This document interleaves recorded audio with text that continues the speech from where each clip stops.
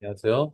12-9 에베소서 4장에서 6장까지 말씀 함께 읽도록 하겠습니다. 에베소서 4장 1절입니다. 그러므로 주 안에서 갇힌 내가 너희를 권하노니 너희가 부르심을 받은 일에 합당하게 행하여 모든 겸손과 온유로 하고 오래 참음으로 사랑 가운데서 서로 용납하고 평안에 매는 줄로 성령이 하나 되게 하신 것을 힘써 지키라. 몸이 하나여 성령도 한 분이시니 이와 같이 너희가 부르심의 한 소망 안에서 부르심을 받았느니라.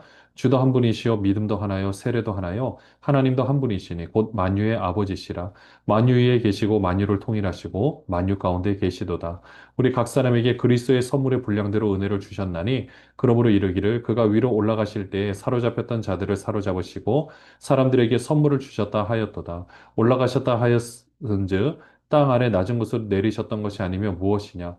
내리셨던 그가 곧 모든 하늘 위에 오르신 자니 이는 만물을 충만하게 하려 하심이라. 그 어떤 사람은 사도로, 어떤 사람은 선지자로, 어떤 사람은 복음 전하는 자로, 어떤 사람은 목사와 교사로 삼으셨으니 이는 성도를 온전하게 하여 봉사의 일을 하게 하며 그리스도의 몸을 세우려 하심이라. 우리가 다 하나님의 아들을 믿는 것과 아는 일에 하나가 되어 온전한 사람을 이루어 그리스도의 장성한 분량이 충만한 데까지 이르리니 이는 우리가 이제부터 어린아이가 되지 아니하여 사람의 속임수와 간사한 유혹에 빠져 온갖 교훈의 풍조에 밀려 요동하지 않게 하려 함이라.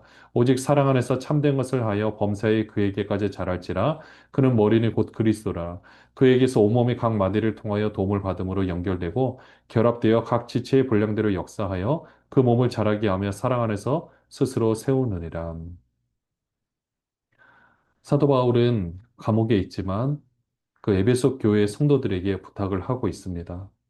부르심을 받은 일에 합당하게 행하고 무엇보다 모든 겸손과 온유, 오래 참음, 사랑 가운데 서로 용납하고 평안에 매는 줄로 성령이 하나 되게 하신 것을 힘써 지키라는 거죠. 왜 그런가 봤더니 4절에 보시면 몸도 하나고 성령도 한 분이시니 또 주도 한 분이시고 믿음도 하나고 세례도 하나고 하나님도 한 분이시다. 그렇기 때문에 우리 모든 사람들에게 7절에 보시면 선물의 분량대로 은혜를 주셨으니까요. 또 그로 인해서 11절에도 보시면 각 직분이 있습니다. 사람, 뭐 선지자, 그러니까 어떤 사람은 사도, 선지자, 복음 전하는 자, 목사와 교사. 근데 이렇게 직분을 주신 것은 뭐냐? 12절에 성도를 온전하게 하여 봉사 일을 하게 하며 그리스도의 몸을 세우려 하심이라. 그리스도의 몸. 뭡니까? 교회죠. 결국 우리에게 맡겨주신 직분, 그리고 이 교회 공동체를 하나 되게 하고 그 안에서 하나님의 뜻을 이뤄내는 것이 그 무엇보다도 중요합니다. 또 13절에 보시면 하나님의 아들을 믿는 것과 아는 일에 하나가 되어서 온전한 사람을 이루는 것. 그게 우리 개인적인 지체로 말할 수도 있고요. 우리 지체들이 모인 하나의 몸, 교회 공동체를 말할 수도 있습니다. 곧 우리가 자라야만 교회도 자라야 할 수가 있겠죠. 그렇게 그리스도의 장성 분량이 충만할 때까지 이르는 것이 우리 신앙생활의 목적이 되어야 할 것입니다. 그러니 이제는 우리가 어린아이처럼 되어서 뭐 작은 일에 뭐 마음 상해하거나 그럴 것 없이 15절에 보시면 사랑 안에서 참된 것을 하여 범사에 그에게까지 잘하는 거죠. 그는 바로 머리니 그리스도라고 했는데요. 결국 우리는 서로 아름답게 세워져 가고 사랑 안에서 스스로 세워간다라고 표현을 하고 있습니다. 결국 교회 공동체는 하나고요. 하나의 몸으로서 아름다운 공동체를 이뤄가는 거죠. 17절부터 보시면요. 그러므로 내가 이것을 말하며 주 안에서 증언하노니 이제부터 너희는 이방인이 그 마음에 허망한 것으로 행한 같이 행하지 말라. 그들의 총명이 어두워지고 그들 가운데 있는 무지함과 그들의 마음이 굳어짐으로 말미암아 하나님의 생명에서 떠나 있도다. 그들이 감각 없는 자가 되어 자신을 방탕에 방임하여 모든 더러운 것을 욕심으로 행하되 오직 너희는 그리스도를 그같이 배우지 아니하였느니라. 진리가 예수 안에 있는 것 같이 너희가 참으로 그에게서 듣고 또한 그 안에서 가르침을 받았을진데 너희는 유혹의 욕심을 따라 썩어지 않은 구습을 따르는 옛사람을 벗어버리고 오직 너희의 심령이 새롭게 되어 하나님을 따라 의와 진리의 거룩함으로 지으심을 받은 새 사람을 입으라. 여기서도 옛사람과 새사람에 대해서 이야기를 해주는데 옛사람은 결국 예전에 그냥 죄를 짓던 우리의 모습, 육체적으로도 방탕한 생활을 했다라면 이제는 그런 것이 아니라 22절에 유혹의 욕심을 따라 썩어져 가는 구습을 따르는 옛사람 벗어버리고 이거는 육체적 쾌락을 중시하는 그런 모습도 있겠지만 율법이나 이런 모든 것들, 내 힘으로 하려고 하는 모든 것들을 벗어버리고 심령이 새롭게 되어 하나님을 따라 의와 진리의 거룩함으로 지으심을 받은 새 사람을 입으라는 거죠. 네, 하나님께서 인도하시는 것을 그대로 입으라는 것입니다. 25절부터 보시면요. 그런즉 거짓을 버리고 각각 그 이웃과 더불어 참된 것을 말하라. 이는 우리가 서로 지체가 됨이라. 분을 내어도 죄를 짓지 말며 해가 지도록 분을 품지 말고 마귀에서 틈을 주지 말라. 도둑질하는 자는 다시 도둑질을 하지 말고 돌이켜 가난한 자에게 고지할 수 있도록 자기 손으로 수고하여 선한 일을 하라. 무릇 더러운 말은 너희 입 밖에도 내지 말고 오직 덕을 세우는데 소용되는 대로 선한 말을 하여 듣는 자들에게 은혜를 끼치게 하라. 하나님의 성령을 근심하게 하지 말라. 그 안에서 너희가 구원의 날까지 인치심을 받았느니라. 너희는 모든 악독과 노함과 분냄과 떠드는 것과 비방하는 것을 모든 악의와 함께 버리고 서로 친절하게 하며 불쌍히 여기며 서로 용서하기를 하나님이 그리스도 안에서 너희를 용서하신가 같이 하라. 새 사람을 입은 자로서 어떻게 삶을 살아야 되는 것인가? 하나님을 본받는 생활을 하는데요. 이웃과 더불어 참된 것도 말하고 그 이유는 서로 지체가 되기 때문에 그런 거죠. 무엇보다 마귀에게 틈을 주지 말라라고 했습니다. 그 방법이 뭐냐면요. 우리가 화를 낼 수는 있습니다. 화를 낼 수 있는데 화를 내어도 죄를 지으면 안 되는 거죠. 그러니까 내 마음속에 다시 말씀드리겠습니다. 화를 낸다. 내 마음속에 화가 일어날 수 있습니다. 근데 그 화를 지혜롭게 표현을 하고 지혜롭게 이것을 분출하는 모습은 필요합니다. 내가 화가 난다고 해서 그걸 그냥 그대로 다 말하면 그 누군가에게 상처가 될 수가 있거든요. 또 그런 화가 나는 부분들이 있다라면 이 해가 지도록 분을 품지 말라는 것은 그때는 마귀에게 틈을 줄 수가 있습니다. 그러니까 그때는 내 온전한 나의 감정인 줄 알았는데 이제 좀 괜찮아졌어요. 근데 계속해서 이 부분을 내가 놓지 않고 있으면 그때는 내 마음이 아닌 사단이 마귀가 주는 그 마음을 받아들이게 되고 그러면은 그때부터는 더 화가 많이 나고 또 관계가 깨어지는 상황까지 어, 일어날 수 있기 때문에 조심해야 하는 거죠. 입술도 조심해야 되고 무엇보다 30절에 성령을 근심하게 하지 말라. 왜냐? 구원의 날까지 인치심을 받았다라는 거죠. 인이 도장이죠. 우리는 하나님의 자녀로서 우리를 인도해 나가시는 거기 때문에 성령께서 우리를 보시고 근심하지 않도록 하는 것이 또한 중요합니다. 또 우리 서로 용서해야 되고요. 에베소서 5장 1절입니다. 그러므로 사랑을 받는 자녀같이 너희는 하나님을 본받는 자가 되고 그리스도께서 너희를 사랑하신 것 같이 너희도 사랑 가운데서 행하라. 그는 우리를 위하여 자신을 버리사 향기로운 제물과 희생 제물로 하나님께 드리셨느니라. 음행과 온갖 더러운 것과 탐욕은 너희 중에서 그 이름조차 또 부르지 말라. 이는 성도에게 마땅한 반이라.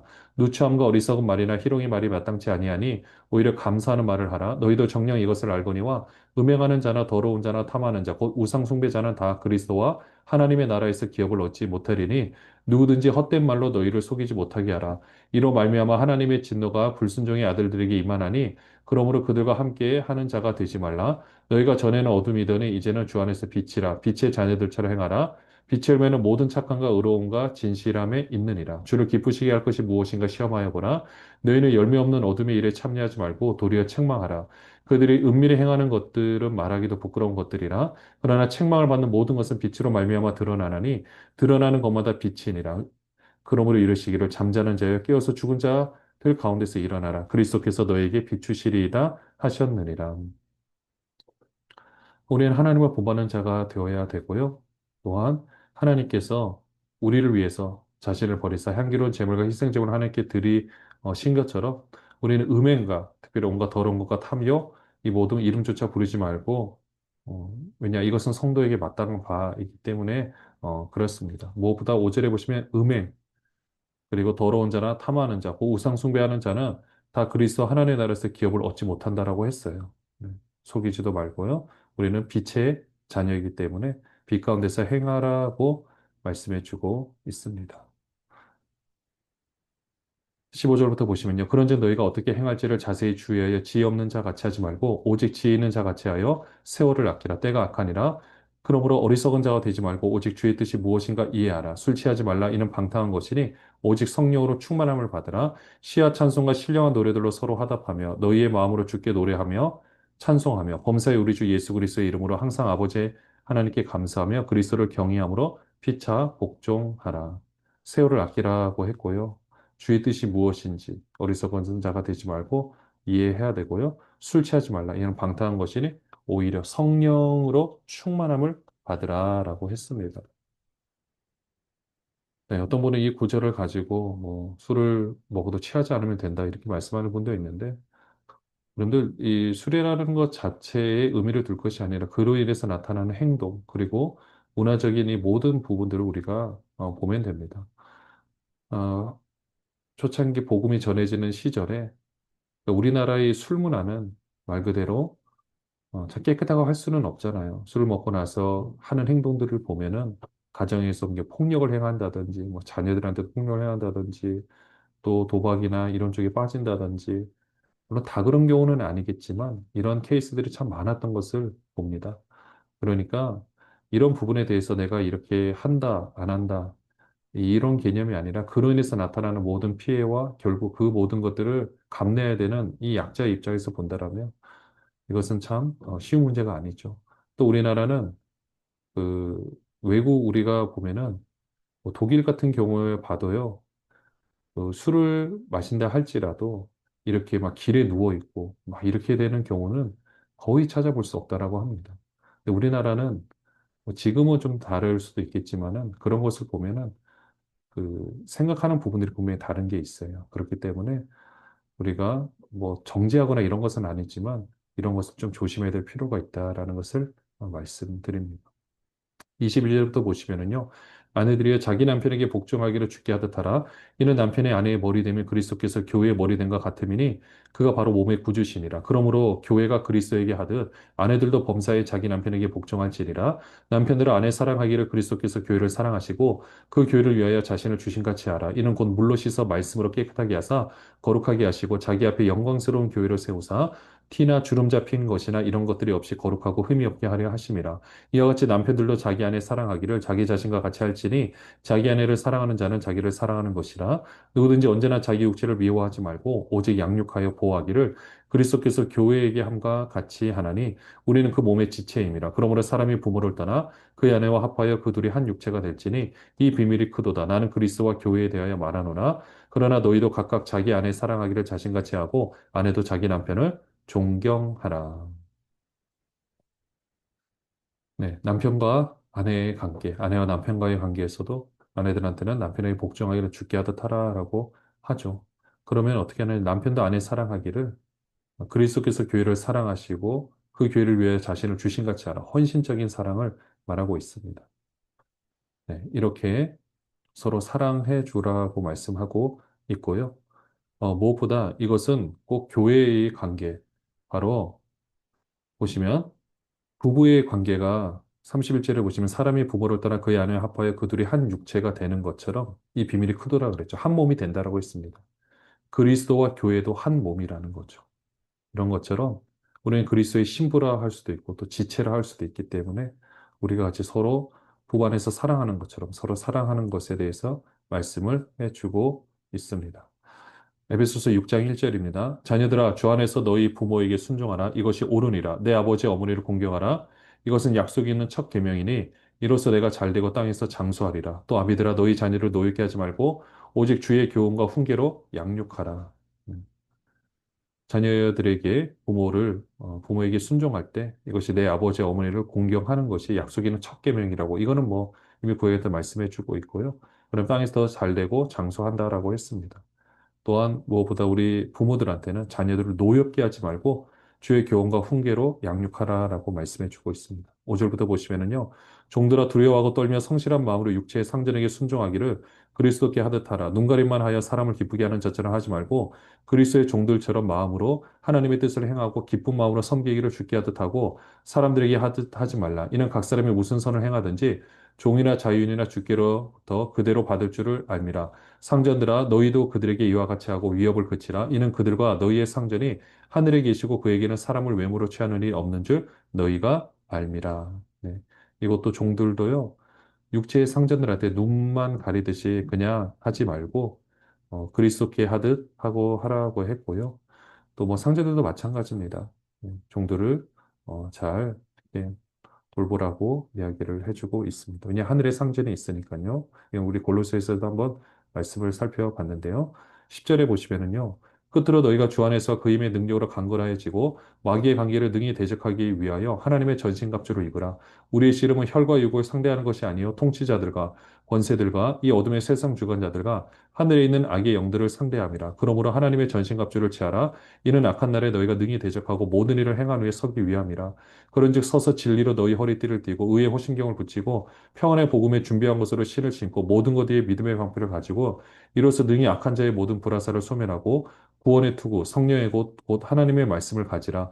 모든 기도와 간구를 하되 항상 성령 안에서 기도하고 이를 위하여 깨어 구하기를 항상 힘쓰며 여러 성도를 위하여 구하라. 또 나를 위하여 구할 것은 내가 말씀을 주사 나로 입을 열어 복음의 비밀을 담대히 알리게 하옵소서 할 것이니 이 일을 위하여 내가 쇠사슬의 메인 사신이 된 것은 나로 이 일에 당연히 할 말을 담대히 하게 하려 하심이라. 무엇보다 주 안에서 힘의 능력으로 강건해질 필요가 있고요. 마귀의 관계를 능히 대적하기 위해서 하나님의 전신갑주를 입어야 되는데요.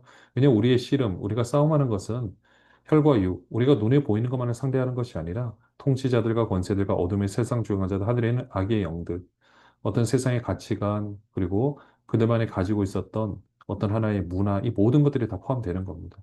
그렇기 때문에 하나님의 전신갑주를 채워야 되는데요. 왜냐? 이것은요, 우리가 악한 날에 너희가 능히 대적하고 모든 일을 행한 후에 우리가 탈진되거나 우리가 쓰러지면 안 되잖아요. 능히 서기 위해서라고 했고요. 그러니까 진리로 먼저 허리띠를 띱니다. 허리띠를 띈다라는 것은 이 갑옷은요, 허리띠를 띠지 않으면은 사실은 별 소용이 없는 게 이게 옷에 딱 맞는 것이 아니기 때문에 허리띠를 띠면은 어깨부터 밑에까지 쭉 이게 맞게 되는 것을 봅니다. 그만큼 중요하죠. 진리로 그것을 딱 붙잡아 주는 것이 중요하고요. 의의 호심경, 이 심장 부위나 이런 부분을 보호해주는 이 호심경이 무엇보다도 중요합니다.